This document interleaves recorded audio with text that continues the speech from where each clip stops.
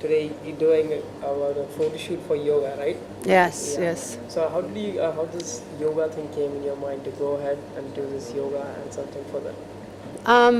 I've been doing yoga for about 10 years, I think. So mainly I've been doing Bikram yoga and Ashtanga and Hatha.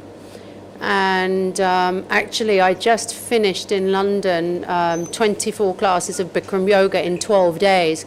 So I was doing 3 hours of hot yoga and a day. It's dangerous, don't do it. So I did too much because on the 12th day I actually passed out.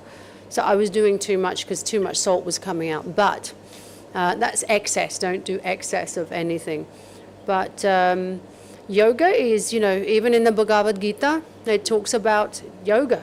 Krishna did yoga. So yoga is it's an exercise which is not just for the body, but for the mind and the soul. And I remember after my third Bikram class, I came out of the class and I started crying because it releases any blockages in your body. I wasn't sad and I was wondering, why am I crying? And someone said, this yoga's working for you. So it was beautiful, just releasing everything. So now, in fact, I used to do a lot of extreme sport. I used to play polo, and I got an injury from that. And I just think all forms of yoga, if there was any exercise, if somebody said do one exercise and nothing else, it would be yoga for me because it tones you. It's cardiovascular. It's not just about your body, it's your body, mind, and spirit.